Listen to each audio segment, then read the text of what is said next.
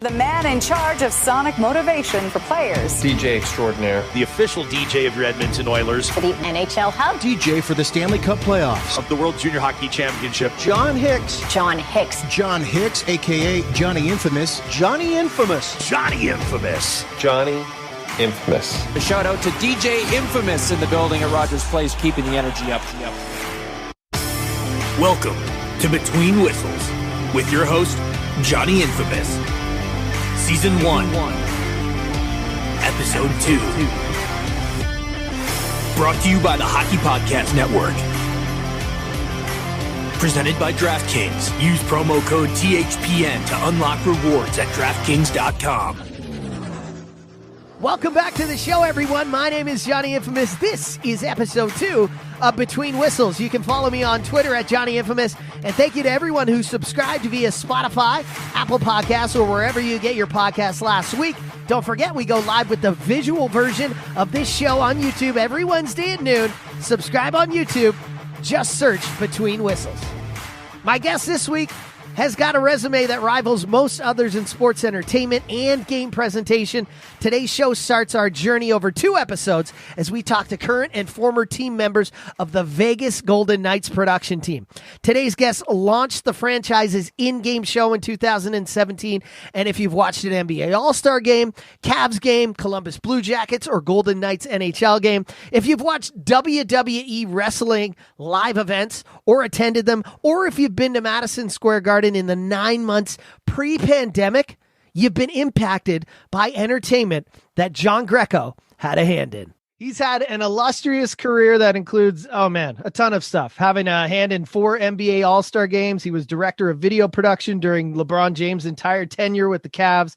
He served as event producer for the WWE. He helped launch the Vegas Golden Knights in-game experience in the entertainment capital of the world. But more recently, he's worked as executive producer at MSG. Yeah, that's with the Knicks and Rangers. But now he's focused on the upcoming season with the NHL's newest franchise, the 32nd team to be introduced to the league, the Seattle Kraken, where he is SVP, that's Senior Vice President of Live Entertainment and Game Presentation. Johnny Greco joins us today on Between Whistles. John, thanks for joining us. How are you?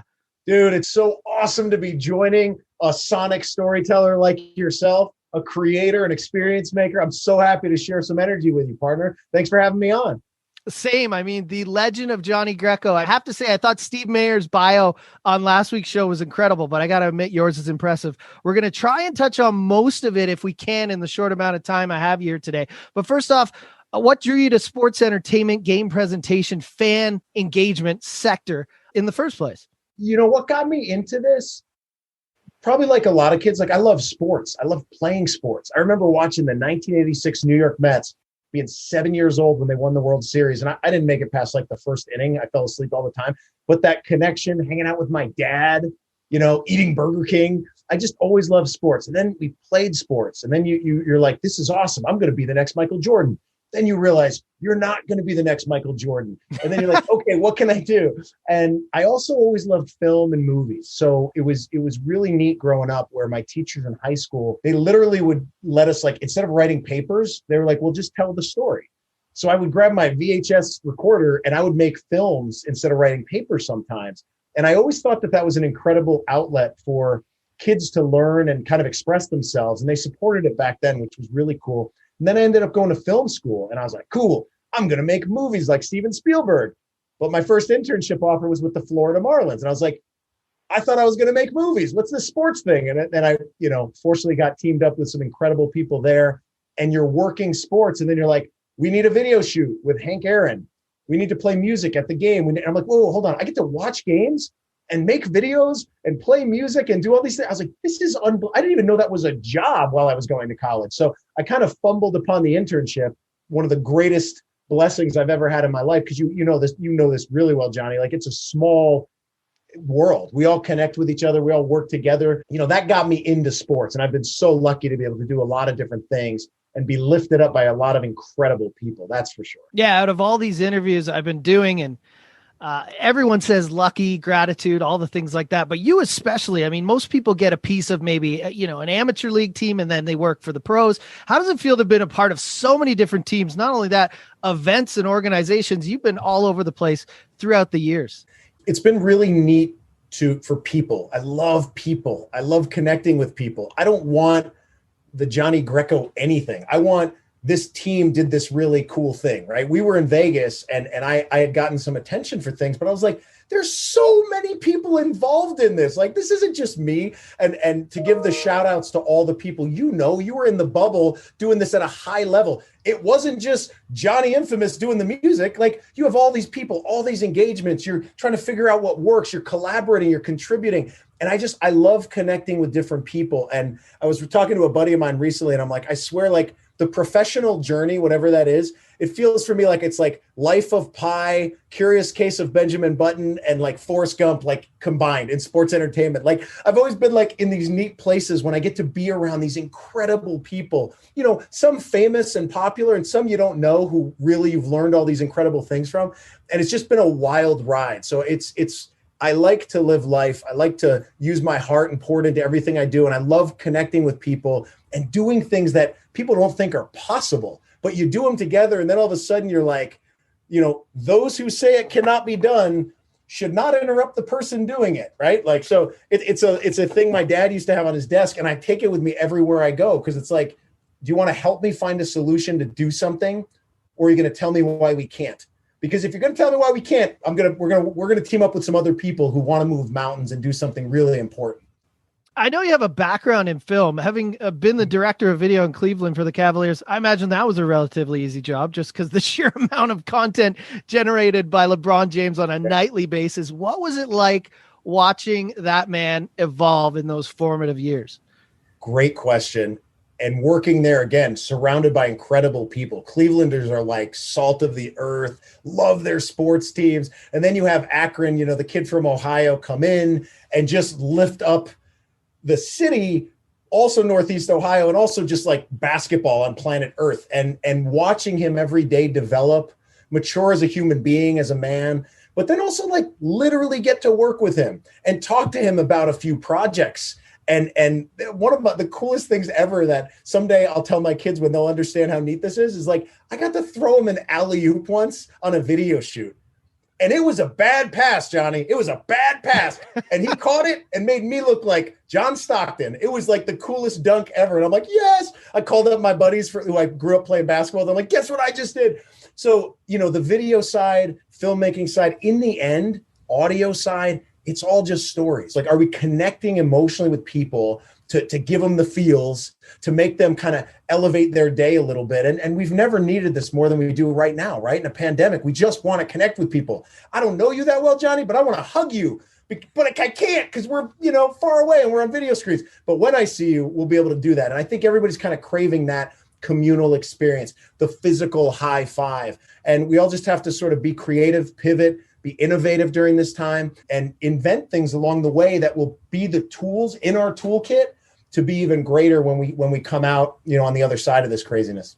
So how did you take what you'd learned in the NBA and other things you had done up to this point and transition into the world of professional wrestling and that kind of event presentation with the WWE? First of all, how did it come about? Did you see a job opening? Did someone come to you? WWE was looking at their live event, not their TV broadcast, their live events. They do like over 300 live events a year. So there's a lot that's not broadcasted, but they used to call them house shows or live events. And that was where, the superstars could really develop skills, develop the microphone skills, try different things in the ring, and really engage with fans without like a ticking clock of the broadcast window. So it was a lot of fun. It was a very organic kind of show.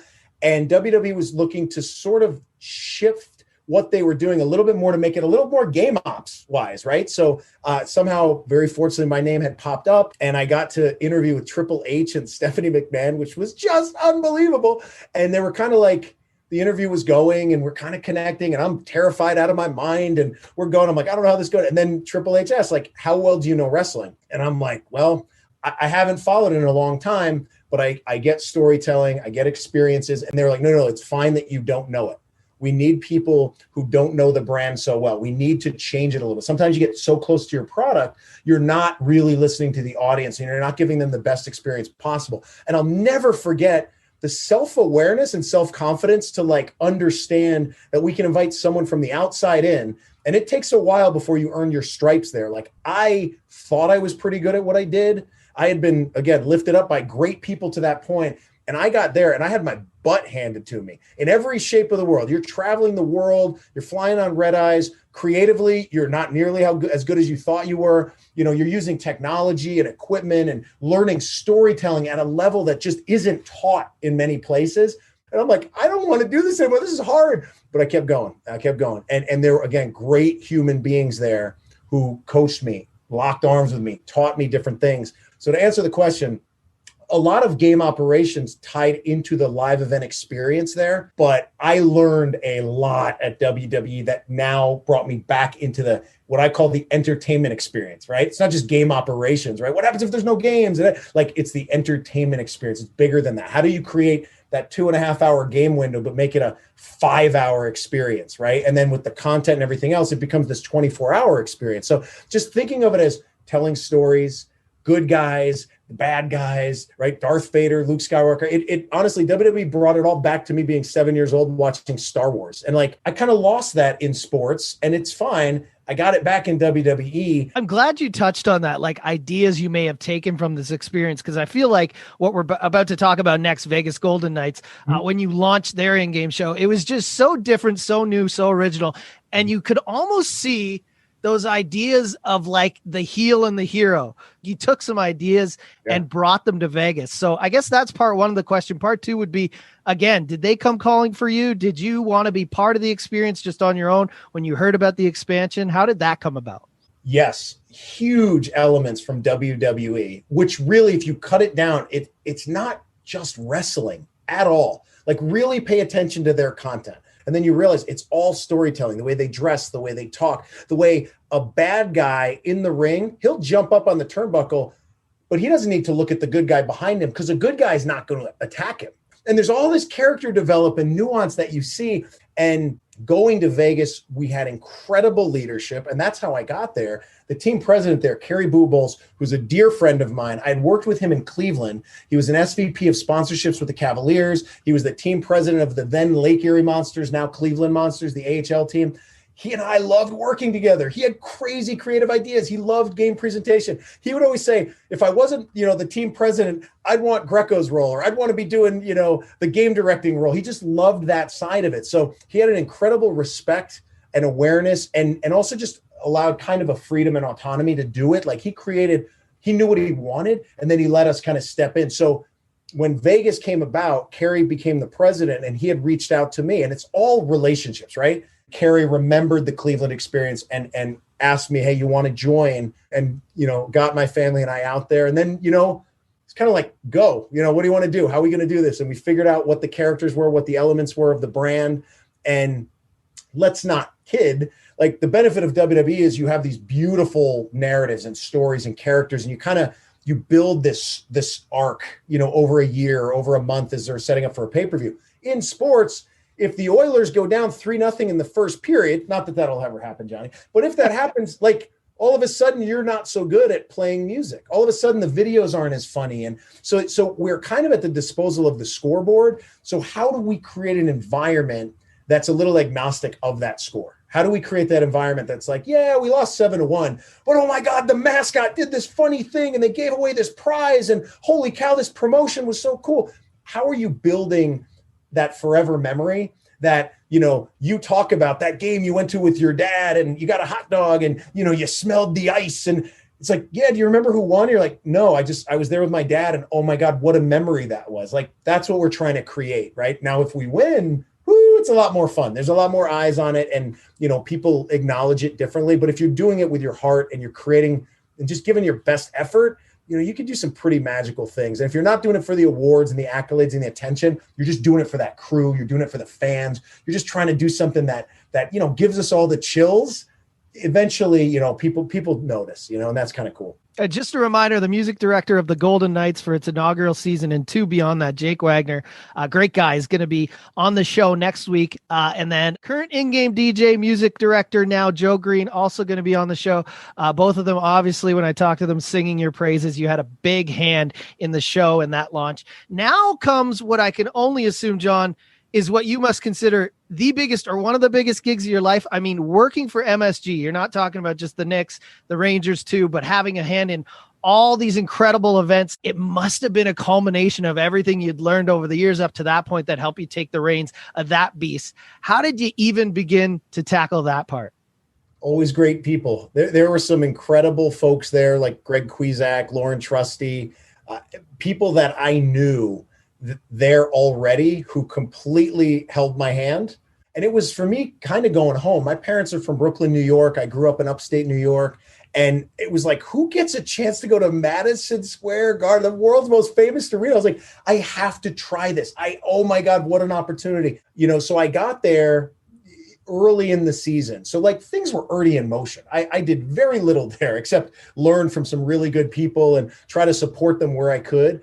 And we were gaining some traction. Chemistry was developing. And before I really got to do a lot with that phenomenal team, like the world, COVID hit. And it was like, oh, pause, timeout, we're stopped. And everyone was kind of on hold. But I did forge some unbelievable bonds with world-class performers, like a guy like Ray Castoldi, who I'm sure who produced Jock Jams and for 5 decades has been playing at the Garden. And like to watch a guy like that in work, do his thing, like that's worth 9 months at Madison Square Garden just to see that dude do what he does. Like just, you talk about lifting spirits and creating, obviously Knicks games, Rangers games, he's playing the music, he's playing the organ. It's unbelievable. He's captivating, the Garden faithful. But then more importantly, the pandemic hits and then we're doing these daily meetings and weekly meetings. And what we had him do, which was just, I get chills when I think about this because we were all scared. Everybody's scared. People are getting sick. New York was one of the hubs early on. And what we would do is have Ray play a song, whether it's In Sync or Michael Bolton or something way cooler than that. He could make it sound like art, and it was art, and it was so neat. And it just, you'd see all these people who are hurting and afraid and scared, and me, like I felt the same way. And then you just see everybody feel better because of music, because of art, because of something we were all missing.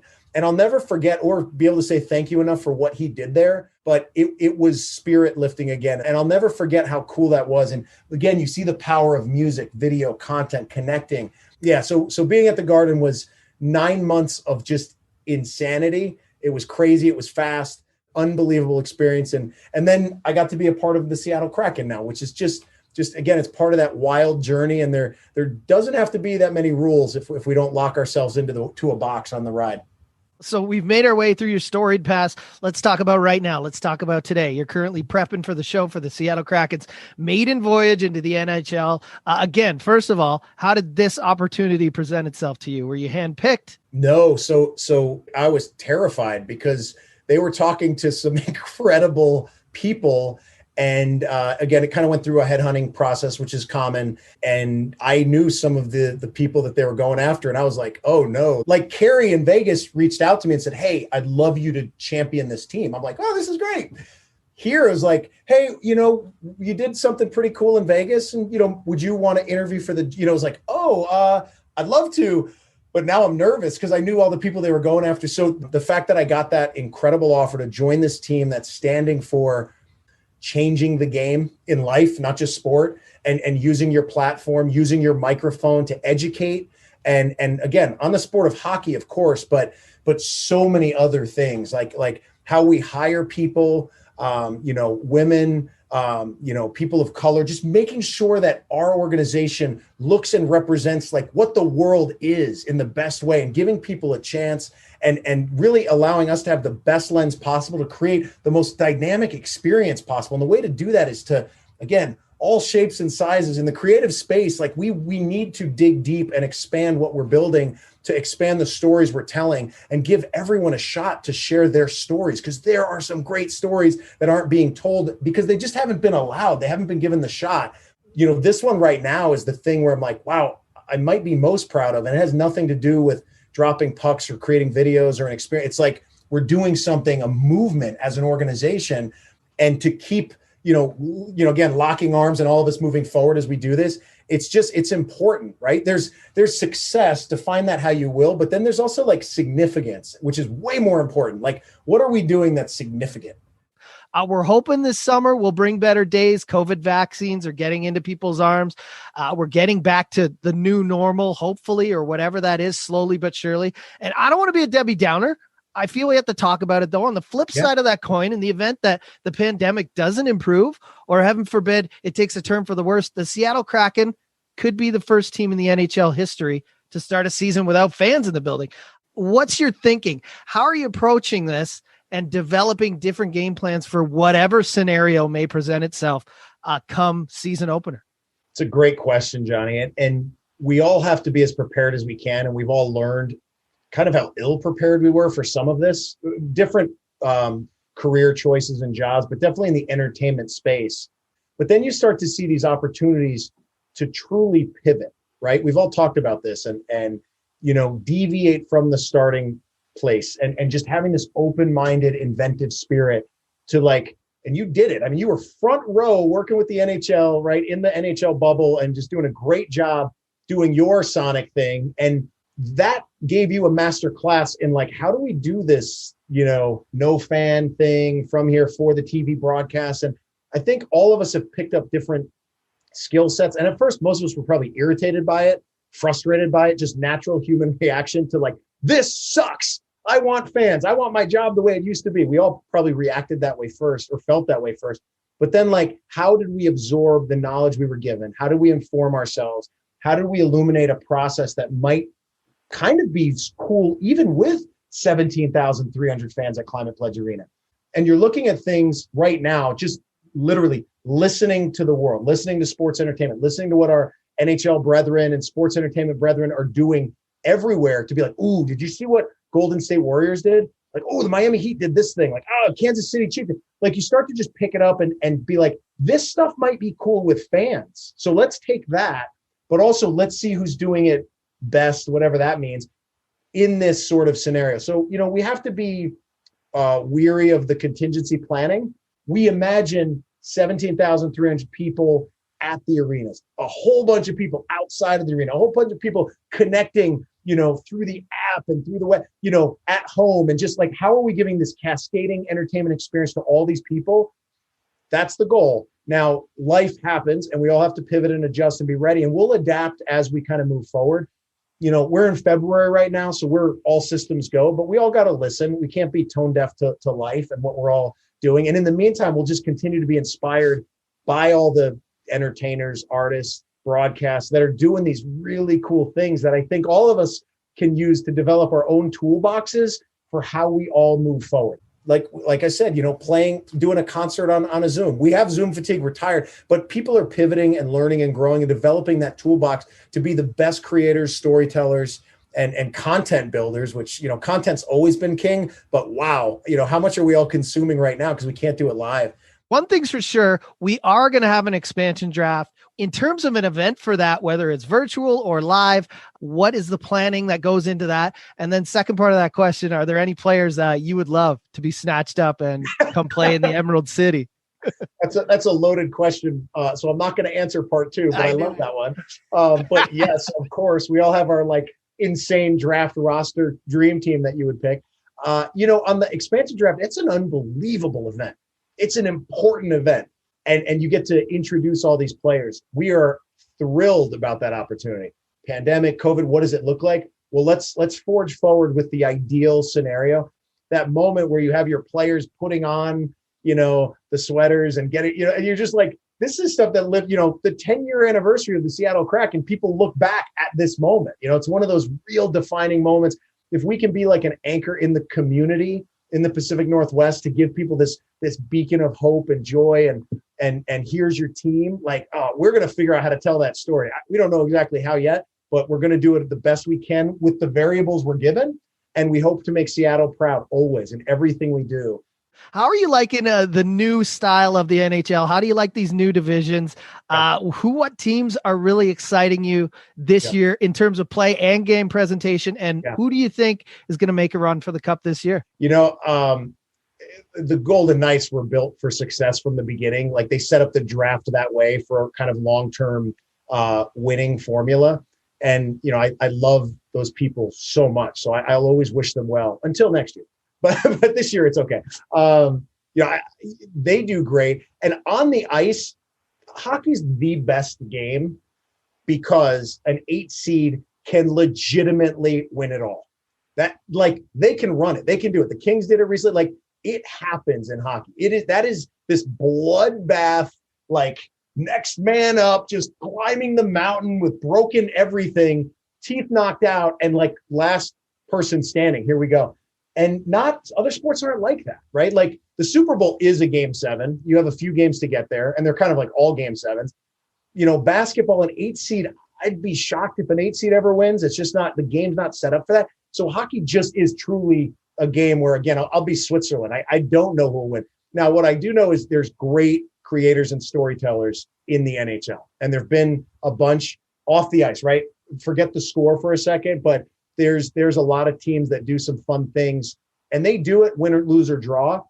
But then you see teams like Carolina Hurricanes, the Storm Surge a couple of years ago, where you're like, what is that? Like, that's the most unhockey thing ever. But man, how much fun was that? And that's kind of following the lead, listening to your team. They started winning, they started creating this thing. It just became this massively popular thing that transcended the game of hockey, which is really important. We got to grow our sport. We got to let people in. We got to be inclusive. We got to educate how much fun this game can be. And what they did was amazing. Then you look at what the Blues did, right? The song Gloria, that becomes this like pop culture phenomenon.